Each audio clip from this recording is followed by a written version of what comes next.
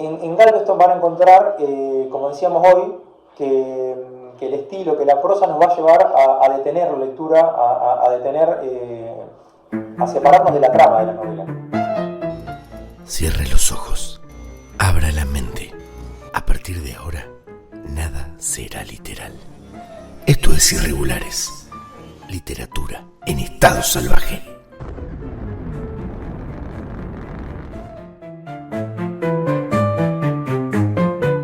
Se va un nuevo episodio de Irregulares Galveston. Temporada 2, episodio 2. Hoy nos toca Galveston. Otro caso para archivo o expediente negro, como decidimos ponerle a esta sucesión de novelas negras que vamos a ir tratando.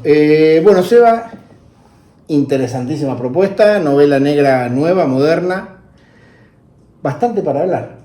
Sí, es un libro que sorprende. Yo hace un tiempo justo me decías eso vos, cómo la novela negra actual carecía de la calidad de la novela clásica, por lo menos era mi opinión, y nos encontramos con un libro que la verdad que te lleva nuevamente a recorrer aquellos lectores, aquella lectura de la novela clásica de una manera diferente, ya lo vamos a hablar, un estilo diferente, una manera diferente de encarar la negrura de este género. Y la verdad que es muy potente, una novela muy potente. Bueno, rápidamente el autor, ¿querés nombrarlo vos? Nick Pizzolatto. Como guionista también. Guionista, escritor, productor. Él es el responsable de True Detective. Y bueno, y después cuando nos toque un poquito más adelante, cuando toquemos el tema de la ambientación, vamos a hablar justamente de esa cercanía que tiene con la temporada 1 de True Detective. Tiene mucho que ver justamente con la temporada 1 de True Detective. True Detective, para aquellos que no las vieron, se las súper recomendamos, o yo desde mi parte la verdad me encantó, sobre todo la temporada 1. No vamos a decir más nada, mírenla en algún momento, tal vez la charlemos, qué sé yo, ya no sabemos ni por dónde vamos. Pero déjame decirte, Seba, que gratamente sorprendido, me gustó mucho la manera de narrar, me gustó mucho el jueguito de ir para adelante y para atrás, digamos, vos le vas a decir el nombre coherente, pero, o sea, ni flashback ni throwback, pero... Sí, muy bueno. Se acerca bastante a la novela, se acerca bastante, no, tiene sus diferencias, pero la estructura a mí se me antojó parecida a la novela que vimos, que analizamos, que leímos para el primer capítulo de esta temporada. Sí, señor. Que es A Quemarropa, The Hunter, de Richard Stark. ¿Y por qué? Porque jugaba a pasar actos a través de analepsis y prolepsis. Y esto es medio parecido, pero tiene una distinción que yo le veo. Si bien tiene dos tramas, o sea, tiene dos tramas linealmente separadas, o sea, temporalmente separadas, dos líneas temporales por trama, una es de 1987 y la otra de 2008. La diferencia con la novela anterior, con The Hunter, es que, a mi entender, acá el personaje, la voz narradora, es un nivel narrativo diferente, ya lo vamos a hablar, este es en primera persona.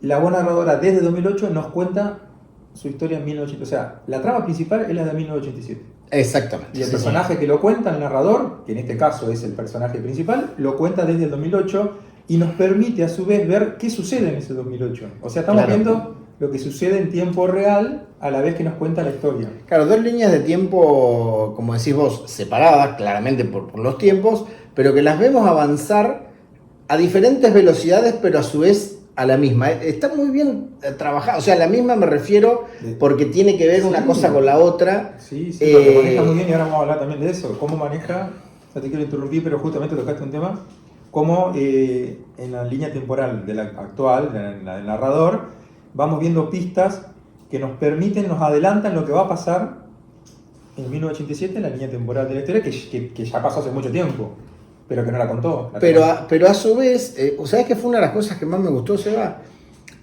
Que esto que vos decís, sí, está bien, la trama de 1987 nos permite irnos adelantando tal vez a lo que va a ocurrir a 2008, pero a su vez trabaja muy bien el dejarnos, o sea, el hacernos pensar cosas que después no son las que pasan. Siempre decimos que en Irregulares no spoileamos, pero tiene una manera o sea, él en 2008 está de una manera físicamente destruido, esto no es spoiler, pero no es por lo que creemos, o sea, no es por lo que dice. Él, en su momento el personaje habla del accidente, sí, pero no es ese el problema. Y después, no sé, la construcción de los personajes me encantaron, la transformación que sufrió. Vamos a empezar por el principio, diría Jack el Destripador, ¿no? Empecemos por el principio, vamos por partes. Roy, personaje principal, le diagnostican una enfermedad, la cual él cree que en pocos meses se lo lleva. Ya ahí tenés en la primera página un detonante. Pero aparte, literalmente, en los primeros 4 párrafos. En la página ya el personaje nos enteramos que tiene esa condición y que le cambia completamente el status quo de su vida, o sea, su status quo, mejor dicho. Un personaje roto, social y emocionalmente, criado por su madre, de medio a mediana edad en su adolescencia se da cuenta que el que lo crió no es su padre, sino que es, aunque lo deja, él dice en un momento, me dejaba decirle papá, como diciéndole tengo cariño, pero yo sé bien que no es mi padre porque soy más alto, porque se da cuenta que la nariz no correspondía, que la boca no, que la pera, un montón de cuestiones que él lo llevan a darse cuenta que no es su padre. Se queda sin su madre muy rápido también y ahí arranca la novela. Claro. Sí, también el tratamiento de los personajes, de todos los personajes, el principal y de los secundarios más importantes, Pisolato nos acerca su pasado y su construcción. Tal cual. ¿Están rotos y por qué están rotos? Me gustó mucho el no deja el por qué están rotos, digamos, no lo deja librado a la imaginación, pero tampoco lo dice literal. Tiene una manera de describir sin describir que me gustó mucho. Pisolato muy al estilo de la novela negra, o sea, no cayó en esto de lo que por ahí pasa mucho con los autores nuevos de estar, no sé, 10 páginas describiendo algo. Es un poco, por eso cuando vos dijiste me pareció perfecta la analogía, muy parecido a Quemarropa en ese sentido, no es sumamente descriptivo, sino que tiene las frases y las palabras justas para que tu imaginación haga el resto, o al menos eso fue lo que me pasó. Y es muy especial Pisolato, en ese yo creo que está en un punto intermedio. Está claro, justo en el medio. Justamente, o sea, si lo comparamos con la novela anterior, el primer episodio, mucho más descriptivo. Es mucho más descriptivo, no tiene no es minimalista en absoluto. De hecho, no. La trama de Pisolato te lleva a detener la lectura, te lleva a interrumpir la lectura.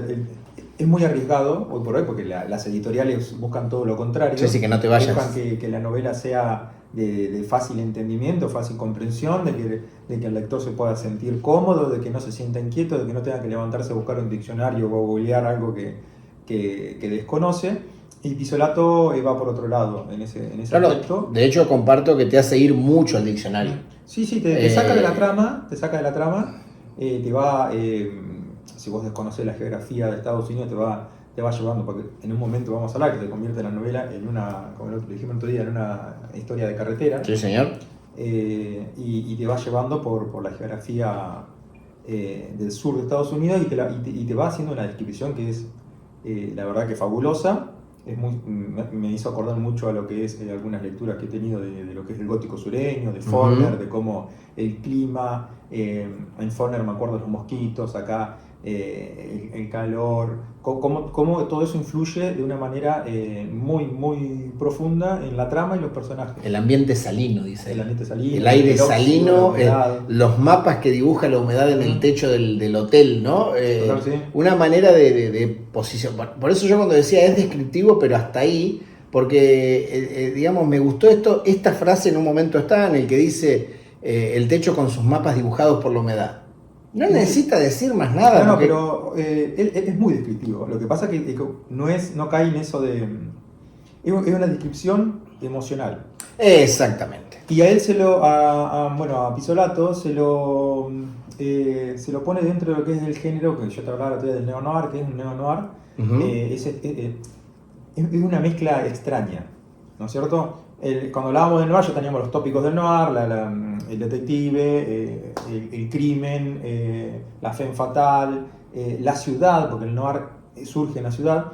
Luego el country noir se lleva todo eso al campo, y Pizzolatto saca algo de ahí, saca algo del gótico sureño. De hecho, al principio hay una frase de Faulkner, al principio de la novela, que no es caprichosa. El tipo me está diciendo, ojo, acá va por otro lado. Va por otro lado, y realmente va por ese lado. Y bueno, yo creo que va por ahí, y se lo habla mucho de que su estilo como un noir existencialista. Existential noir, le dicen, que lo ves mucho, por ejemplo, en uno de los personajes de True Detective. Sí, señor. Que bueno, va por la novela es muy, el personaje principal me hizo acordar mucho a este detective, no me acuerdo ahora el nombre del detective de la serie. Sí, no me acuerdo, pero sí, literalmente sí. Para resumirlo, Roy, un típico duro, firme, o sea, un tipo grande físicamente, con poco escrúpulo, pero no tan poco escrúpulo tal vez como nuestro amigo Parker. Comparte con Parker esto de si se merece lo voy a matar. En eso lo sentí un poco. Y en eso está cercano lo que es el hardboiled. Claro. Un tipo duro que tiene su código de tiene valores. Un código interno. Sí, su código de valores que puede ser o no respetado por el resto de la sociedad, generalmente no lo es, y se rige a través de él. Es muy Marlowe también. También comparto muy Marlowe, sí.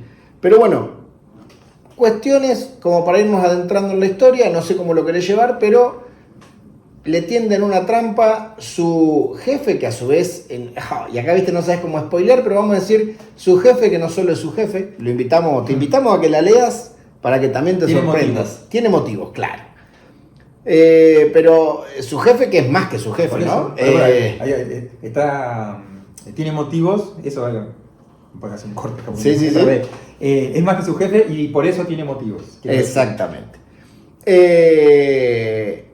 Bueno, le tiende una trampa porque empezó a salir con Carmen, uno de los personajes secundarios que increíblemente la maneja, a mi entender, Seba, ¿no? Esto la maneja Pizzolatto de una manera que me encantó, porque aparece lo que tiene que aparecer y es contundente.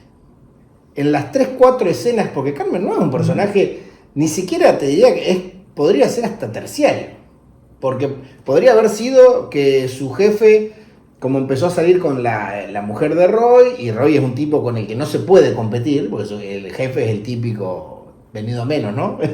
Entonces, bueno, le tiende una trampa para matarlo. En medio de todo eso, Roy se las arregla para escapar con un paquete. Y acá yo tengo esta pregunta, Seba, porque vos dijiste neo-noir, y yo ahí, claro, yo tal vez cuando la leí se me mezcló los papeles. Carmen o Rocky, que digamos que es el paquetito que se lleva Roy. Ambas tienen cositas de femme fatale, ¿no? Carmen tal vez más que Rocky. Como femme fatale, sí. ¿O no? Carmen seguramente es la femme fatale, nosotros le decimos la rubia tentación. Claro. Es el personaje femenino que se lleva todas las miradas, que transpira esa sensualidad, esa sexualidad, que le hace cometer errores al personaje principal, generalmente en el hardboiled es un detective, o que le presenta ciertas tentaciones que ponen en juego su código de honor que estábamos hablando. En cierta medida, reconociendo que Roy no es un personaje típico de hardboiled, que tiene sus cuestiones que lo diferencian, si bien tiene su código de honor, como dijimos, sabemos que es un tipo que se va a dejar quizás llevar por las tentaciones, al contrario de un personaje de un Marlowe, por ejemplo. Pero Carmen jugaría de alguna manera, yo creo que es ella, ¿sí? Sí, para mí Carmen es la femme fatale, si bien pero aparte una femme fatale casi invisible, porque aparece sí. Más que nada como en sus recuerdos, en sus memorias, más que como personaje. Ahora, después cuando aparece. Gravita durante toda la historia, porque tal cual. El personaje, ¿no es cierto? Roy, está toda la historia recordando a ella y a su anterior novia, sí, señor. como cuentas pendientes, ¿no es cierto? a su vez sabe que otro de los compañeros ya salió con Carmen, Angelo, y también le provoca malestar. Lo de Stan también le provoca malestar. Y de alguna manera, sin adelantar nada, sabemos que a lo largo de la historia Carmen va a ganar mucho peso. Sí, señor. Casi sin ser nombrada. A eso me refería con ser invisible, ¿no? Sí, Invisible sí. entre comillas como personaje en sí, pero creo que usaste una palabra que es espectacular y es el gravita. O sea, Carmen gravita en torno a Roy, pero a su vez es algo simbiótico. Roy gravita en torno a Carmen. Sí, y varios personajes gravitan en torno a Carmen. Sí, tal cual. Sí, tal cual. Porque toman decisiones en base a ella. Carmen, sí, señor. Sí. Bueno, y después Rocky, personaje principal también de la historia, el cual o sea, a ver, digámoslo así, una jovencita de 18 años, Roy tiene unos 40, de hecho 40, mucho más chica que él, Claro. y es una gran tentación, pero siempre está como al límite de romper esa tentación, pero en este código de valores que vos decís que él internamente tiene, se sostiene. Sí, se sostiene. Él la ve inmediatamente como una mirada paternal, y siempre en su cabeza está Carmen. Sí. Y la compara. Y la compara, y también esta otra novia anterior que tenía, que incluso en algún momento Lorraine la va a ver, un encuentro en un estado totalmente patético, desafortunado. Ella lo rechaza, lo ve en el peor estado que podía estar. Vamos a decir que toda esta ambientación es porque Roy, dentro de sus vicios, tiene el alcohol. Claro, al comienzo de la historia hay 2 líneas temporales. En la de 1987 es un alcohólico. Y bueno, lo vemos constantemente. De la misma manera que veíamos a Parker tomar café cada 3 capítulos, acá creo que cada 2 páginas vemos tal cual. a Roy tomar algo. Y después remarco, vos recién dijiste, en la línea de 1987 un alcohólico, y en la del 2008 Pisolato usó una palabra, o sea, una frase que me gustó un montón, y es alcohólico recuperado a la fuerza, digamos, es sin opción, porque el mismo Roy lo dice, después de 12 años sin beber, si hoy bebiera me mataría. Claro. Entonces la verdad que lo manejó muy bien eso. Y su nueva adicción en el 2008 son los libros. Exactamente. Por eso también reemplazó la adicción al alcohol y a fumar, digamos, la de fumar la reemplazó por marihuana, o yo la entiendo así, y la al alcohol la reemplazó por leer. Sí, bueno, vas a ir avanzando en la trama. Estamos en el acto 1. Perdón, me fui muy adelante. Estamos en el acto 1, y bueno, tenemos a un Roy que es alcohólico. Sí, señor. Y que tiene este problema que le han diagnosticado una enfermedad que suponemos que es cáncer, no suponemos, pero en un momento habla de metástasis. Y bueno, y ya con esto que vos decías de la trampa de su jefe, estamos al límite del acto 1. Sí, señor. Las bolas de algodón. Acto 1 cierra. Porque ya estaríamos en condiciones un poco de cerrar el acto 1. Ya cierra. Rocky y Roy se escapan de una tumultuosa situación programada para matarlo a Angelo y a Roy. Angelo muere, vamos a decirlo hasta ahí. Roy se las arregla y no quiero comentar nada porque la verdad que la escena vale la pena ser leída. Pocas escenas he leído, Seba, de trifulcas, vamos a decirlo, o de acción de golpes tan bien desarrollada como esta. No sé vos qué opinás, pero fue una de las que más me ha gustado leer. Me pone la piel de gallina de vuelta. Tiene que ver nuevamente con la diferencia de estilo. Yo lo vuelvo a comparar con la novela anterior porque son dentro del mismo género, dentro del mismo paraguas. Digamos que la novela negra abarca muchos subgéneros. El hardboiled duro y minimalista que teníamos con Richard Stark, esas escenas de pelea, que incluso leímos algunas porque en 2 renglones te resumía todo. Te resumía la pelea, y acá tenemos unas escenas de pelea muy bien desarrolladas, totalmente lúcidas, porque las cuenta un narrador en 2008. El personaje ya no es como en la otra novela que era un narrador externo, claro. ¿cierto? Era extradegético, acá es intradegético, que nos dice, o sea, no solo la escena de pelea, sino lo que él sintió, sino que la va analizando la pelea, a diferentes escenas, no solo las de pelea. Y uno sabe lo que siente y lo que sintió en ese momento. Muy bien trabajado el personaje intradiegético, Y que aparte, ¿sabes qué me gustó mucho, Seba? Que no tuvo necesidad en ningún momento de ningún tipo de relato, o en tercera persona, o situaciones que no haya vivido él. Que eso en otras novelas yo siempre, viste, hay como una necesidad para dar contexto, claro, y esta está tan bien... Sí, tiene que ver con la decisión del... Es una decisión del autor, estimo. Claro, el autor, cuando elige una voz narrativa, en este caso eligen una voz intradiegética, también puede elegir una voz autodiegética, o como dijimos el otro día, homodiegética, que sería un Watson. Claro. En ese caso podría... O diferentes focalizaciones también. Esa pasó con Parker, al ser externa, estaba en la mente de un personaje, pasaba el acto en el otro. Acá estábamos en la mente, solamente en la cabeza de Roy. Literalmente el libro... Y sabemos lo que sabe Roy. Exactamente. Pero no sabemos cómo piensan los demás, lo que ni cómo van a actuar, ni cómo nada. van a responder. Tal cual.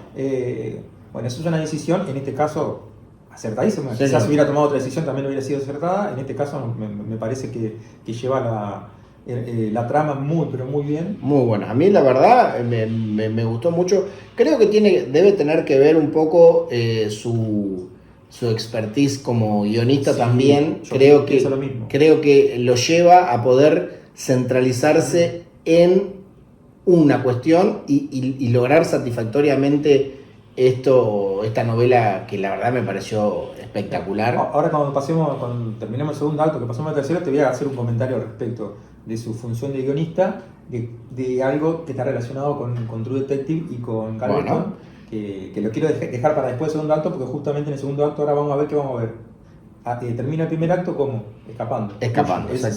Bueno, sabemos que se salva porque es el personaje principal y nos narra la historia, ¿verdad?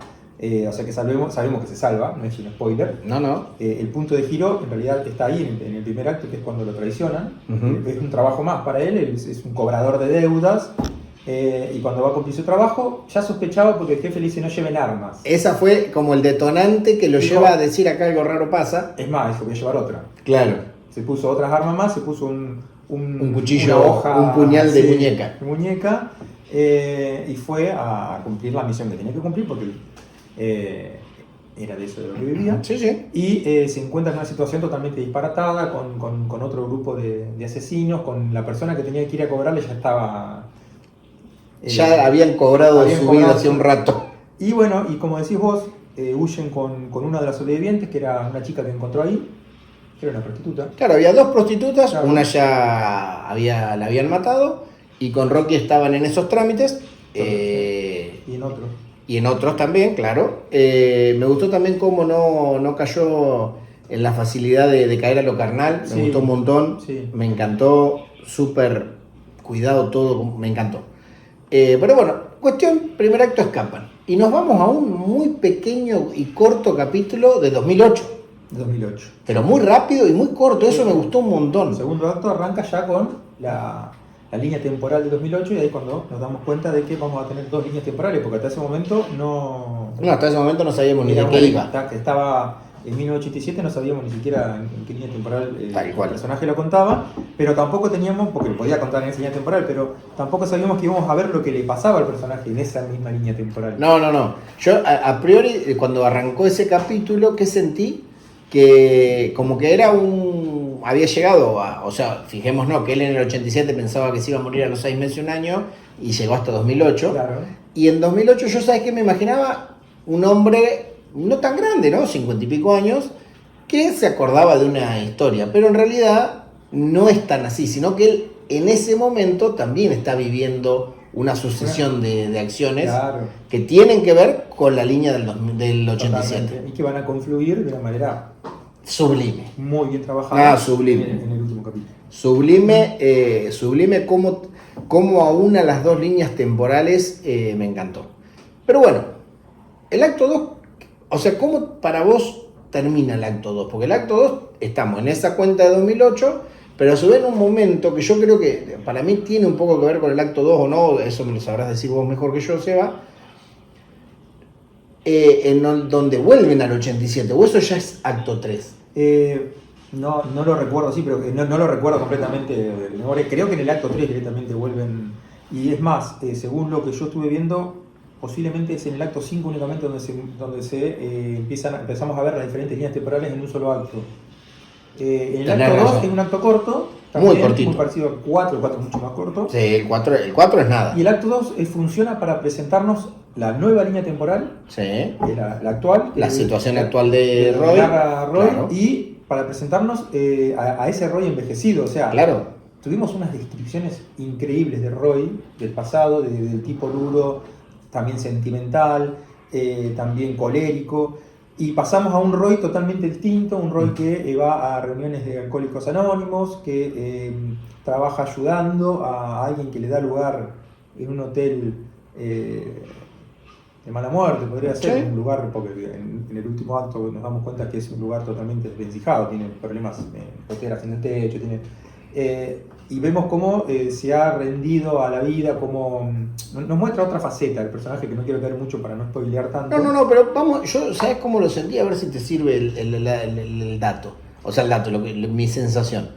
Pasó de un personaje duro y donde a la vida le iba a pegar a un personaje entregado esperando los golpes. Correcto. Yo sentí eso. Y el resto de la novela se va a encargar de mostrarnos el pasaje de un personaje al otro. Sí. Se va a mostrar, hasta el acto 2, no teníamos idea de que él podría estar en esta situación. Es lo que menos te imaginas. No, de hecho no. Yo no me imagino a Parker, que vuelvo siempre, porque es nuestro ancla va a ser Sí. el episodio 2, va a ser el episodio 1, a Parker en esta situación. Yo creo que es un tipo de matar o morir. Y con Roy vemos otra faceta. Sí. El tipo duro puede tener otra faceta.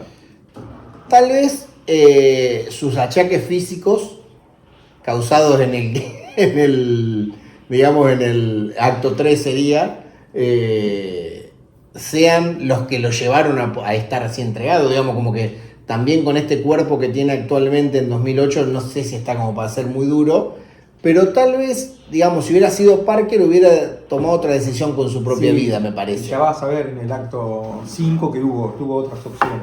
Y no las agarró. Y no las tomó. Porque había evolucionado. Sí. Se había transformado, ¿no? Que yo creo que ahí, a ver si... Bueno, después vamos a llegar ahí y te quiero hacer una pregunta en base a eso. Pero bueno, acto 2, corto, nos presenta la segunda línea temporal, nos damos cuenta que hay un Roy avanzado en edad, un Roy que nos deja ver que pasó por la cárcel una temporada, él lo dice así, una larga temporada, porque no dice ahí todavía cuántos después años, sabemos, después lo dice, y que volvió, o sea, fue de vuelta nuevamente a Galveston, que es donde pasa todo, a terminar su vida, podríamos decir, ¿no? Sí. De hecho, bueno, la novela se llama Galveston. Galveston, yo digo, un principio, es un Mar del Plata, ¿no? Y probablemente. Yo lo sentí así. Son muy... Lo sentí así. Sí. Y si tenemos que especular, me iría más por un Montehermoso, un Necochea, que son lugares más pequeños donde la gente todavía se conoce, porque da esa sensación de lugar más pequeño que Mar del Plata, no tan puede turístico. Puede que sí, No tenés tan razón. turístico. Yo sé por qué lo dije un Mar del Plata, a ver si vos compartís. Sentí que era el lugar de vacaciones del empleado estatal. Sí, pero tal vez sí más chico. Más chico, y estamos hablando de islas pequeñas en la costa oeste. Sí. Que a diferencia de la costa este, que tiene esas grandes ciudades. Tenés razón, sí, debe haber sido más un Montehermoso que yo un me Mar lo del imaginé Plata. así. Puede que sí, tenés razón. Pero es la imagen que me dibujó La describe así, no lo describe tan grande. Sí. Yo me refería a Mar del Plata en ese sentido, como que era el lugar vacacional del asalariado. Sí. Yo lo sentí así, por eso eran hoteluchos, viste, no había grandes restaurantes, Sí. no había gran edificación tampoco. Pero bueno, acto 2, 2008, pasamos al acto 3, otro salto temporal, ahora en este caso a la línea principal. Que es la actazo 1987. tremendo. Acto tremendo. Sí, un acto. A ver, no es un acto, no es el que más violencia tiene, No. no es el acto que más acción tiene, que más suspenso tiene. Es un acto que el autor lo utiliza para mostrarnos la relación, desarrollar la relación entre Roy y Rocky principalmente. Tenemos a Tiffany, que es la... No la habíamos nombrado, vamos a contar ahora. Porque Tiffany ya en el final del acto 1 la van a buscar. Claro. Tiffany, hasta lo que sabemos en este momento, es la hermanita de Rocky. De Rocky. ¿Mm? La rescatan y se la llevan. Y pasa algo también, no sé si lo querés que lo contemos, que lo que hace Rocky, porque es también un punto de giro. Sí, para mí hay que contarlo porque es un punto de giro importante. Que Rocky va a rescatar a la hermana A la casa de su padrastro. A la casa de su padrastro. Roy la espera afuera y escucha un disparo y ya sale con la nena y se van. ¿Sí? Pero luego se entera, ya en el acto 3, justamente por eso digo, se entera de que el padrastro falleció. Sí. Que déjame decirte otro punto que me gustó mucho de Pisolato, cómo, porque Roy se enoja después, cuando se entera que el papá de Tiffany y padrastro de Rocky había muerto porque Rocky lo había matado, digámoslo. Claro. No cambiar nada con esto. No. Lo había matado. Pero Pisolato, porque yo lo supe cuando lo leí.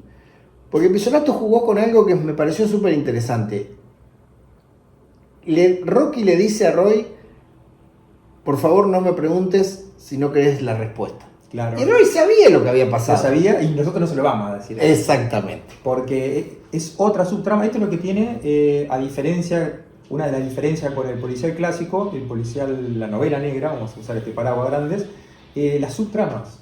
No, continúa todo el tiempo. Porque de hecho hay muchas. Mucho en la historia, muchas. Pisolato es un gran manipulador en ese sentido de la estructura de la novela y de la trama. Utiliza el crimen solo como para empujar la trama y el resto se encarga de manejarlo a través de las emociones, mucha filosofía. Sí. No voy a decir que va a traer autores de filosofía o teorías filosóficas. Es filosofía de vida. Son filosofías, incluso filosofías... Sí. Lo que pasa es que yo las veo como filosofías aplicadas. Correcto. Lo mismo que vemos en True Detective. Sí. Es muy parecido. Y bueno, y justamente este acto es el más potente en ese sentido, me parece. Sí, comparto totalmente.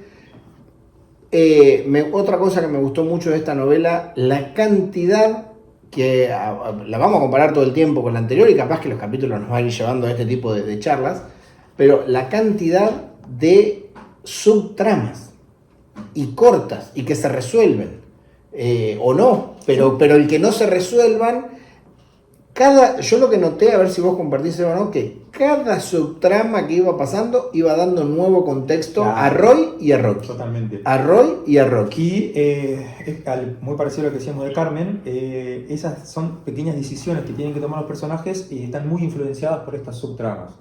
Por decirte una, voy a decir una que es un pequeñísimo spoiler, pero para que se entienda de lo que estoy hablando. La dueña del... Vamos a arrancar primero diciendo que en el acto 3, acá es donde arranca la road novel, la novela de carretera, que arranca donde ellos toman la carretera hacia Texas, con rumbo hacia Galveston, pasan primero, como decimos, por el pueblo de Rocky, rescatan a Tiffany, pasa lo que pasa, y llegan a un lugar en un momento, a un motel, que la dueña, creo que era Nancy. Nancy, sí señor. Bueno, también un poco se encariña con la nena. Está la dueña, hay un par de hermanas. Hay unas hermanas jubiladas. Claro, está Trey, que es un después vamos a charlar de Trey. Muy variopinto.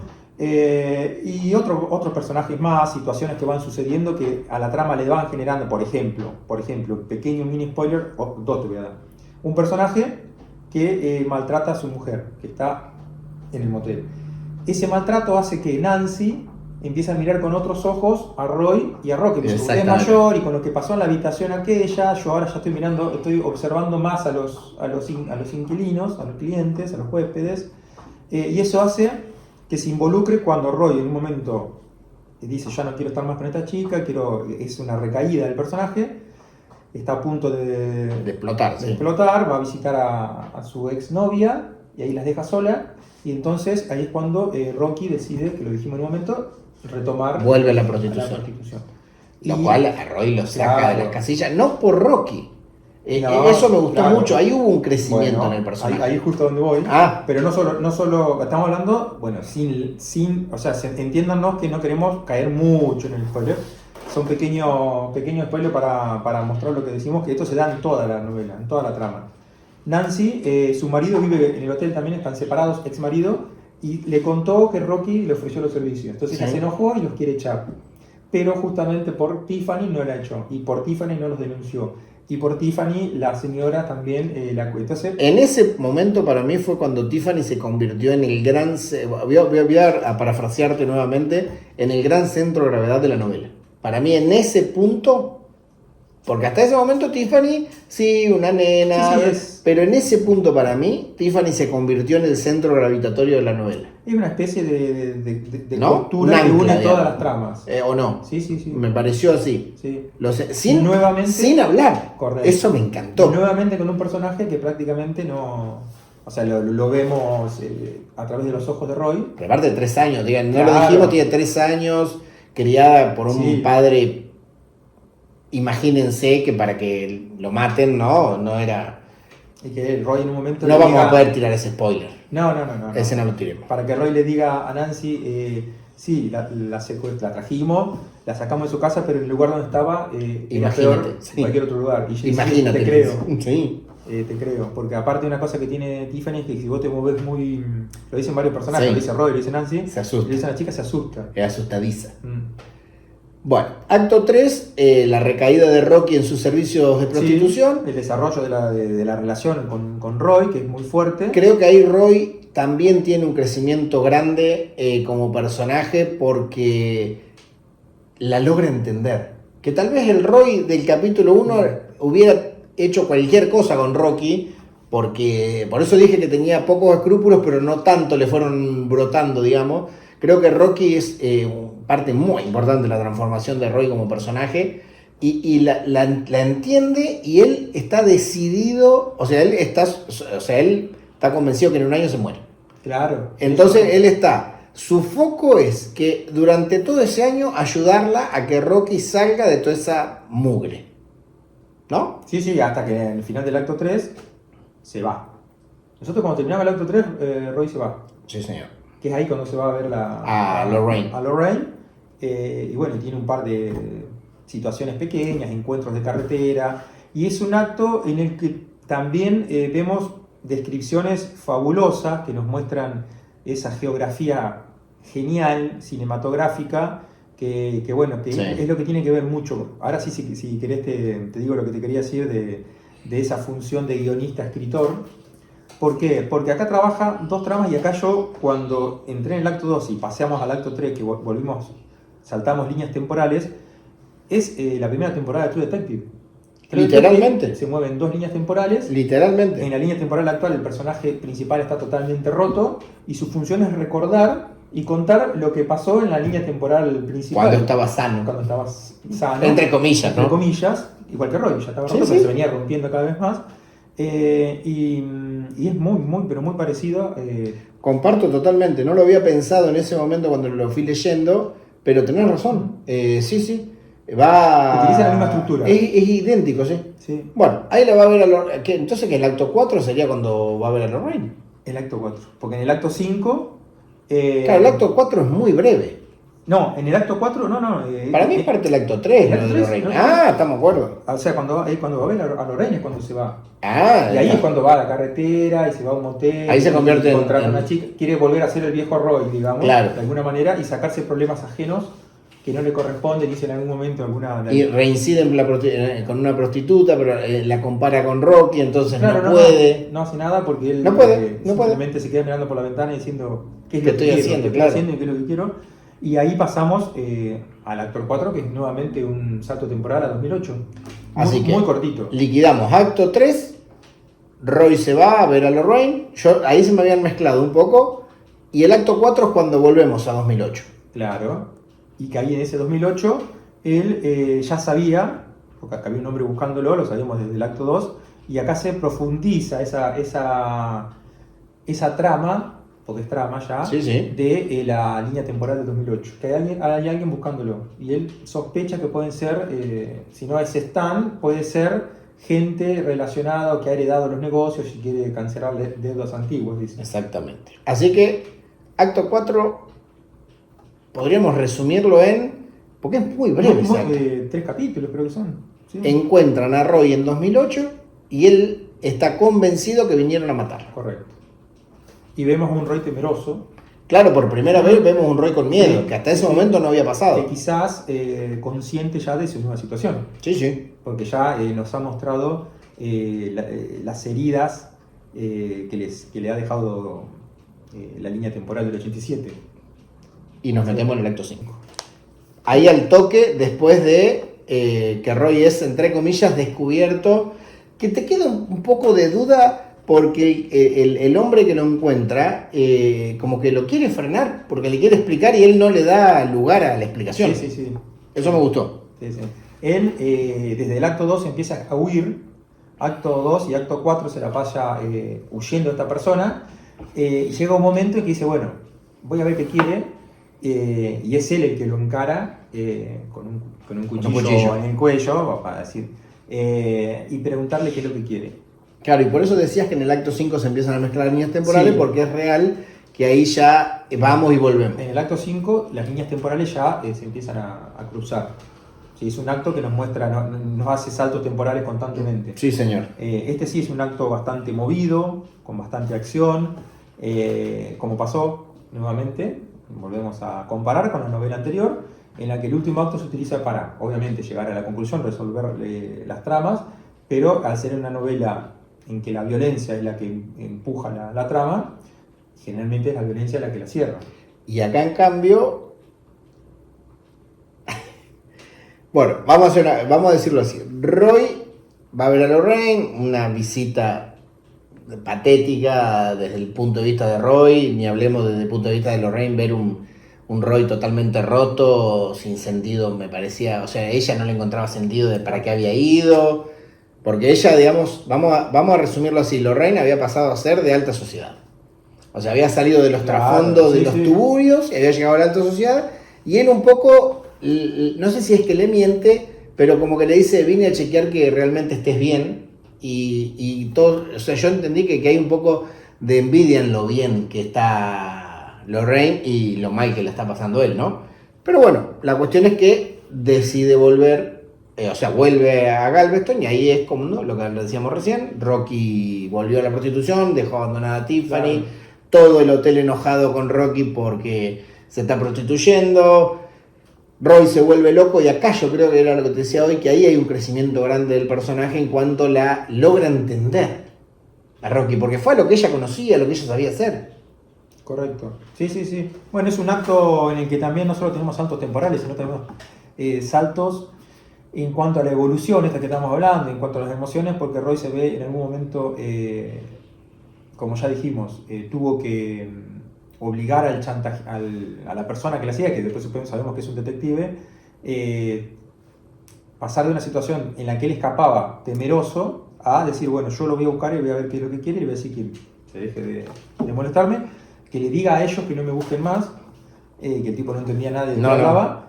A la situación de Trey también, la situación de Trey en el motel, no sé si la contamos. Trey era un personajucho que estaba en el hotel, un ladronzuelo podríamos decir, que robaba medicamentos en las farmacéuticas y los vendía obviamente como droga. O sea, no es que él la distribuía, sino que se la vendía a distribuidores. ¿Sí? Quería convencer a Roy, él necesitaba el músculo porque él era un debilucho, para poder cometer un acto que le iba a dar $15,000 a cada uno.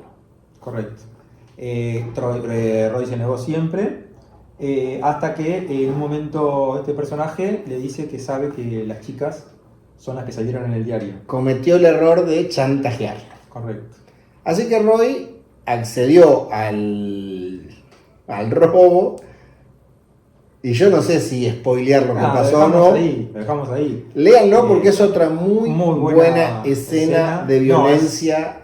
Y creo que la mejor escena de violencia es esa. Yo creo que sí.